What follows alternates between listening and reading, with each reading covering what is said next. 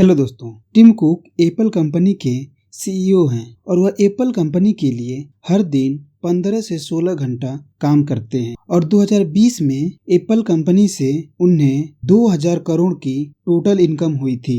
जबकि Warren Buffett Apple company में investor हैं और वह एप्पल कंपनी के लिए कोई काम नहीं करते हैं। इसके बावजूद भी उनको एप्पल कंपनी से 5600 करोड़ का डिविडेंड मिला है। वॉरेन बफेट को कोका कोला से 5000 करोड़ का डिविडेंड मिला है। तो आइए जानते हैं डिविडेंड क्या होता है, यह कब मिलता है और डिविडेंड के क्या क्या फायदे हैं।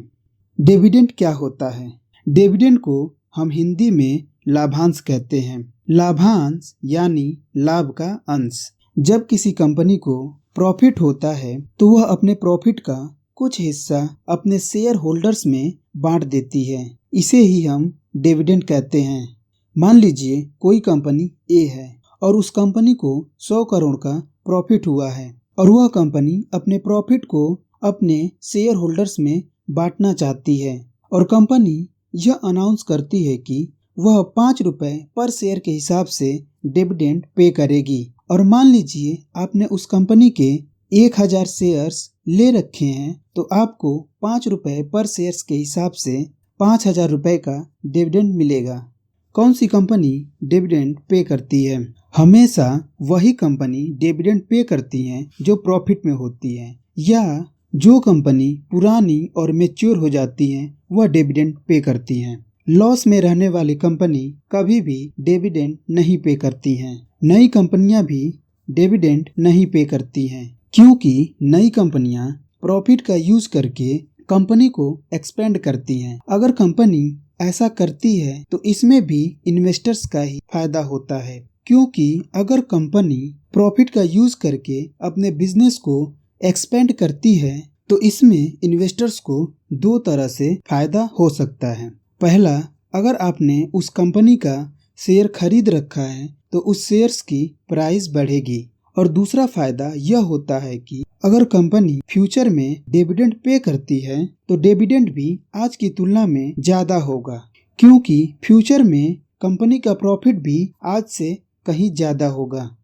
डिविडेंड देना या नहीं देना यह पूरी तरह से कंपनी के बोर्ड ऑफ डायरेक्टर्स पर डिपेंड करता है। अगर वो चाहें तो डिविडेंड दे भी सकते हैं और वह चाहें तो डिविडेंड नहीं भी दे सकते हैं। लेकिन जब कोई कंपनी डिविडेंड देती है उससे पहले वह एक declaration date, ex date, record date और पेमेंट डेट अनाउंस करती है।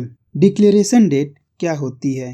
डिक्लेरेशन डेट वह डेट होती है जिस दिन कंपनी यह अनाउंस करती है कि वह कितने रुपए पर शेयर्स के हिसाब से डिविडेंड पे करेगी। उसी दिन कंपनी एक एक्स डेट, रिकॉर्ड डेट और पेमेंट डेट भी अनाउंस करती है।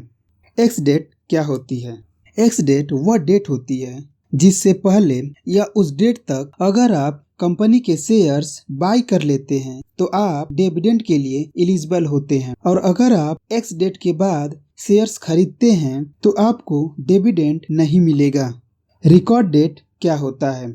रिकॉर्ड डेट वह डेट होती है जिस दिन कंपनी यह चेक करती है कि कौन कौन से शेयर होल्डर्स डिविडेंड के लिए एलिजिबल हैं।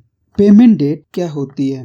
पेमेंट डेट वह डेट होती है जिस दिन कंपनी डिविडेंड आपके बैंक अकाउंट में ट्रांसफर करती है। डिविडेंड हमेशा आपके डीमैट अकाउंट से जुड़े बैंक अकाउंट में ही ट्रांसफर किया जाता है। डिविडेंड से क्या फायदा होता है? डिविडेंड एक पैसिव इनकम की तरह होता है। 10 लाख तक के डिविडेंड पर कोई भी टैक्स नहीं लगता है। डिविडेंड का सबसे बड़ा फायदा यह है कि जैसे जैसे कंपनी का प्रॉफिट बढ़ता है वैसे वैसे आपका डिविडेंड भी बढ़ता जाता है।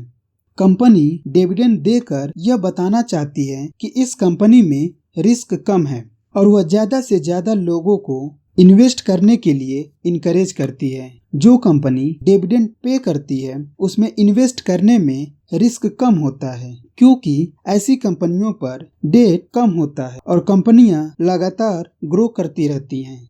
और अगर आपको ये वीडियो पसंद आया है तो इसे लाइक करें, कमेंट करें और चैनल को सब्सक्राइब करें।